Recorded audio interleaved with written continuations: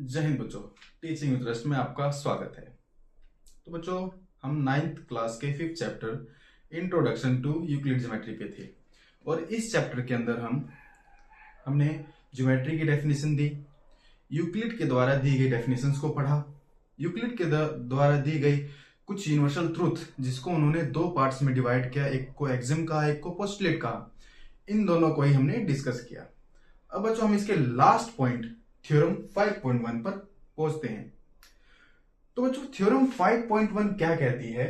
ये कहती है कि टू डिस्टिंक्ट लाइन, डिस्टिंक्ट मतलब बच्चों अलग अलग, दो अलग अलग line can not have more than a point in common. मतलब दो अलग अलग लाइंस के अंदर एक पॉइंट से ज्यादा कॉमन पॉइंट्स नहीं हो सकते। तो चलो बच्चों पहले तो हम स्टेटमेंट को ही समझते हैं। बच्चों अगर हमारे पास दो डिस्टिंक्ट लाइन है, मतलब दो अलग अलग लाइन है, तो वो दो अलग अलग लाइन कैसे हो सकती हैं? या तो दो अलग अलग लाइन क्या होंगी बच्चों? पैरेलल होंगी। या तो बच्चों क्या होंगी? वो पैरेलल होंगी। दो लाइन पैरेलल कब होती हैं? दो लाइन पैरेलल कब होती हैं? जब दोनों लाइन के बीच में जो डिस्टेंस है वो क्या है बच्चों? मेंटेन है, कांस्टेंट हो जाए।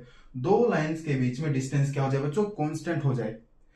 दो लाइंस के बीच में जब डिस्टेंस ना तो घटे ना बढ़े, वो क्या रहे बच्चों? कांस्टेंट रहे, तब क्या होता है? दो लाइन पैरेलल होती है। अगर बच्चों हमने दो लाइंस के बीच में समान दूरी बना रखी है, तो क्या वो दो लाइन कभी एक दूसरे को टच करेंगी? नहीं कर सकती। जैसे हमारी रेल की पटरियों के बीच में हमारा कांस्टेंट डिस्टेंस होता है।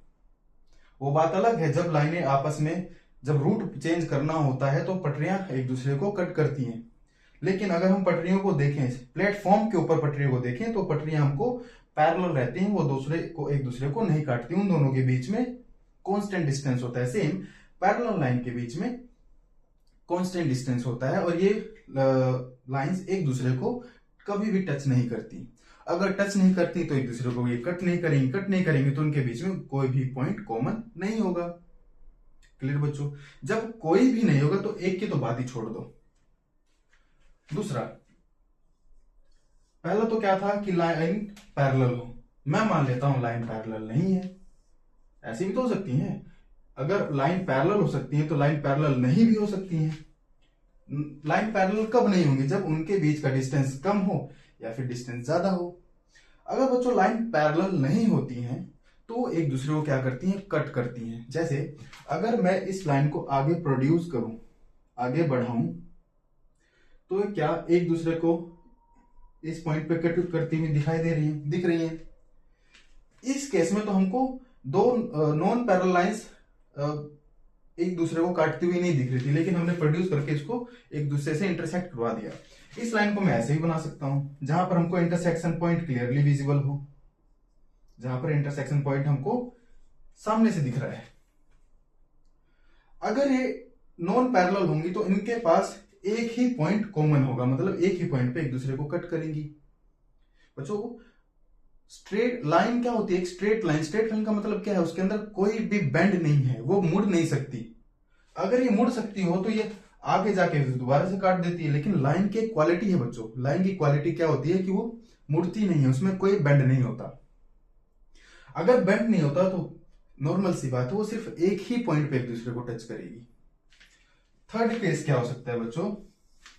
जो हमारी दूसरी लाइन है वो पहली लाइन के ऊपर कोइंसाइड करे। जो हमारी दूसरी लाइन है वो पहली लाइन के ऊपर कोइंसाइड करे, मींस एक लाइन दूसरी लाइन के ऊपर लेटी हुई है।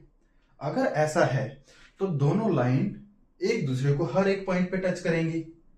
अगर हम इस केस में number of common points find out करें तो यहां पर बच्चों हमको infinite number of common points मिलेंगे। जब लाइन एक दूसरे को कंसाइड करती हैं तो उस केस में infinite number of common point मिलते हैं, क्योंकि हर एक पॉइंट पे एक दूसरे को टच कर रही हैं। यहां पर पैरेलल लाइन में तो टच ही नहीं होता। इंटरसेक्शन नॉन पैरेलल लाइन पे एक पॉइंट पे टचिंग होती है, एक पॉइंट कॉमन आता है, और जब एक दूसरे के ऊपर लेटी हुई हो तो वो वहां पर infinite number of common point होता है। और बच्चों जब एक लाइन के ऊपर दूसरी लाइन लेटी है तो इसका मतलब क्या है? दोनों एक ही लाइन है। क्लियर हो ना बच्चों? तो स्टेटमेंट तो हमको समझ में आई क्या, कि दो अलग अलग लाइन के पास एक पॉइंट से ज्यादा कॉमन नहीं हो सकता। तो बच्चों इस थ्योरम को जो हम प्रूव करेंगे वो हम जो थ्योरम कह रही है उसका जस्ट अपोजिट मानकर इस थ्योरम को प्रूव करेंगे। थ्योरम ये कह रही है कि दो अलग अलग लाइन है और उन दोनों अलग अलग लाइन के पास एक पॉइंट से ज्यादा कॉमन नहीं हो सकता।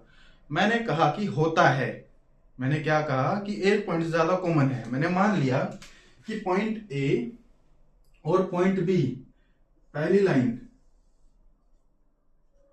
L1, ये बच्चों हमारे पास पहली लाइन है। पॉइंट ए और पॉइंट बी L1 पर भी प्रेजेंट है। और बच्चों मैंने L2 लाइन 2 बनाई, इसके ऊपर भी पॉइंट ए और पॉइंट बी प्रेजेंट है। क्लियर बच्चों? जैसा थ्योरम ने कहा था जस्ट उसका अपोजिट हमने मान लिया। थ्योरम ने कहा था दो अलग अलग लाइन पे एक पॉइंट से ज्यादा कॉमन नहीं हो सकता। मैंने मान लिया भाई क्यों नहीं हो सकता, हो सकता है।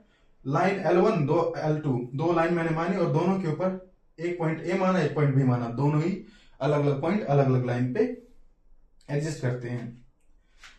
तो बच्चों जो मैंने माना है, अब पोस्टुलेट 1 याद होगा आपको। पोस्टुलेट 1 क्या कहता था कि एक लाइन, कोई भी एक लाइन एक पॉइंट से दूसरे पॉइंट तक ड्रॉ हो सकती है। और पोस्टुलेट 1 के अंदर जो एक्सम 5.1 था, एक्सम 5.1 वो क्या कहता है कि दो पॉइंट्स के बीच में सिर्फ और सिर्फ एक लाइन कॉमन होगी और वो लाइन यूनिक होगी। एक्सम 5.1 क्या कहता था बच्चों, अगर हमारे पास दो पॉइंट्स हैं, दो अलग अलग पॉइंट्स हैं, इन दोनों पॉइंट्स से अगर कोई लाइन पास होती है तो वो लाइन कैसी होगी बच्चों, यूनिक होगी। कैसी होगी बच्चों, यूनिक। यूनिक मतलब एक ही होगी, एक के से ज्यादा इन दोनों अलग अलग पॉइंटों से।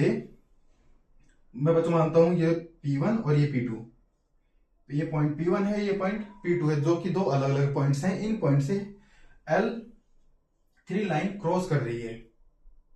तो एक्सम 5.1 क्या कहता है कि पॉइंट P1 और P2 से सिर्फ और सिर्फ केवल और केवल L3 ही पास करेगी, कोई और ऐसी लाइन पैदा ही नहीं हुई जो P1 और P2 से पास करेगी। यही एक इकलौती लाइन है जो P1 और P2 से पास करेगी।